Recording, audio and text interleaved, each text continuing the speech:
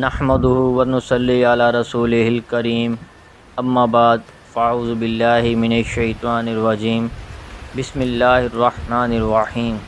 الصلاۃ والسلام علیک یا رسول اللہ وعلی آلک واصحابک یا حبیب اللہ۔ جابر بن عبداللہ رضی اللہ عنہما کہتے ہیں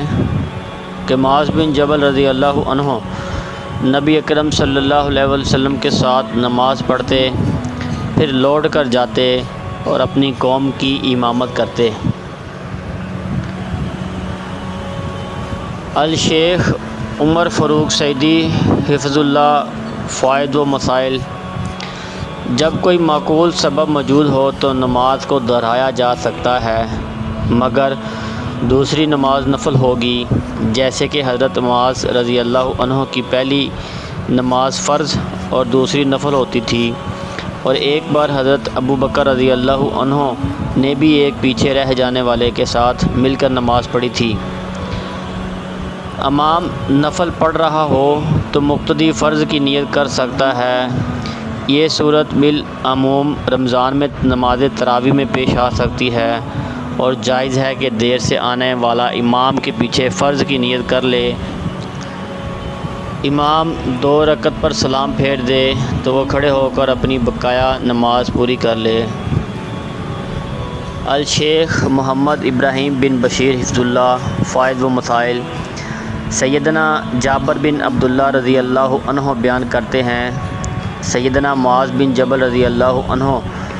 نبی اکرم صلی اللہ علیہ وسلم کی اقتداء میں نماز ادا کرتے تھے، پھر وہ اپنے محلے واپس تشریف لے جاتے تھے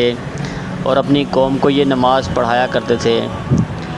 راوی بیان کرتے ہیں، ایک رات نبی اکرم صلی اللہ علیہ وسلم نے عشاء کی نماز تاخیر سے ادا کی، تو سیدنا معاذ رضی اللہ عنہ نے آپ صلی اللہ علیہ وسلم کی اقتداء میں عشاء کی نماز ادا کی، پھر وہ واپس چلے گئے اور انہوں نے اپنی قوم کو نماز پڑھانا شروع کی، تو سورہ بقرہ کی تلاوت شروع کر دی۔ ان کے پیچھے نماز ادا کرنے والوں میں سے ایک صاحب پیچھے ہٹے، انہوں نے تنہا نماز ادا کی۔ فائدہ: اس بحث سے ثابت ہوا کہ امام کو لوگوں کے احوال دیکھ کر نماز پڑھانی چاہیے،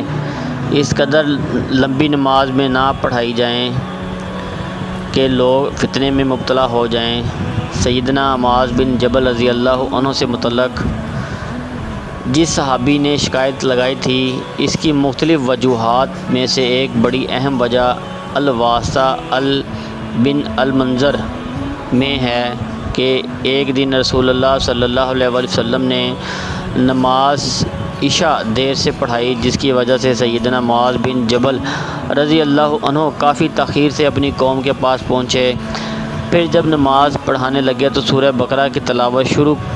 کر دی، یعنی ایک تو نبی کریم صلی اللہ علیہ وسلم نے نماز میں خاصی تاخیر کر دی، جس کی وجہ سے سیدنا معاذ بن جبل رضی اللہ عنہ کی قوم کافی دیر تک ان کا انتظار کرتی رہی۔ چاہیے تو یہ تھا کہ سیدنا معاذ رضی اللہ عنہ لوگوں کو مختصر سی نماز پڑھا کر فارغ کر دیتے، لیکن چونکہ انہیں قرآن کریم سے بہت زیادہ محبت تھی، اس لیے انہوں نے نیک نیتی سے سورہ بقرہ پڑھنی شروع کر دی، لیکن قوم میں سے ایک بندے نے نماز توڑ کر الگ پڑھ لی اور پھر صبح شکایت کر دی۔ نیز اس حدیث سے یہ بھی ثابت ہوا کہ مستقل امام کے پیچھے مفترض کی نماز ہو جاتی ہے۔ رایا، امام یا استاد کی شکایت حاکم وقت سے کر سکتی ہے۔ حاکم وقت فیصلہ کرنے میں دیر نہ کرے بلکہ جلدی سے جلدی فیصلہ کر دے تاکہ مزید نقصان نہ ہو۔ الشیخ حافظ عبد الستار الحماد حفظ اللہ فوائد و مسائل: حضرت جابر رضی اللہ عنہ سے روایت ہے، انہوں نے فرمایا کہ حضرت معاذ رضی اللہ عنہ نبی صلی اللہ علیہ وسلم کے ہمراہ نماز پڑھتے، پھر اپنی قوم کے پاس جاتے اور انہیں نماز پڑھاتے تھے۔ حدیث حاشیہ: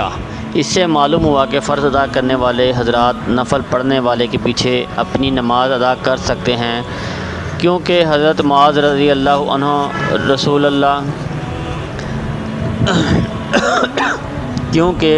حضرت معاذ رضی اللہ عنہ رسول اللہ صلی اللہ علیہ وآلہ وسلم کے ساتھ نماز عشاء بطور استقاعت فرض پڑھتے تھے، جیسا کہ بعض روایت میں یہ صراحت ہے کہ حضرت معاذ رضی اللہ عنہ جب اپنی قوم کو نماز عشاء پڑھاتے تو ان کی نفل نماز ہوتی اور قوم کی فرض ہوتی تھی۔ اس کے علاوہ مدرجہ ذیل دلائل بھی اس موقف کے مؤید ہیں۔ نماز خوف میں رسول اللہ صلی اللہ علیہ وآلہ وسلم سے ثابت ہے کہ آپ نے دونوں گروہوں میں سے ایک کو 2 رکعات پڑھائیں۔ اس طرح آپ کی پہلی نماز فرض اور دوسری نفل تھی، جبکہ مقتدی دونوں مرتبہ ہی فرض ادا کر رہے تھے، جیسا کہ حدیث میں ہے کہ رسول اللہ صلی اللہ علیہ وآلہ وسلم نے 4 رکعات اور دیگر لوگوں نے 2 رکعات پڑھیں۔ حضرت عائشہ رضی اللہ عنہ کا بیان ہے کہ رسول اللہ صلی اللہ علیہ وآلہ وسلم جب مسجد سے واپس لوٹتے تو ہمیں نماز پڑھاتے تھے۔ اسی طرح اگر امام فرض پڑھ رہا ہو تو مقتدی اس کے پیچھے نفل ادا کر سکتے ہیں، جیسا کہ رسول اللہ صلی اللہ علیہ وآلہ وسلم نے ان 2 آدمیوں سے فرمایا جو گھر میں نماز پڑھ آئے تھے کہ اگر تم اپنے گھروں میں نماز پڑھ چکے ہو تو امام کے ساتھ نماز پڑھ لو، یہ تمہارے لیے نفل ہو جائے گی۔ حضرت ابو سعید خدری رضی اللہ عنہ سے مروی ہے کہ رسول اللہ صلی اللہ علیہ وآلہ وسلم نے ایک آدمی کو اکیلے نماز پڑھتے ہوئے دیکھا تو فرمایا، آیا کوئی ایسا آدمی ہے جو اس پر صدقہ کرتے ہوئے اس کے ساتھ نماز پڑھ لے؟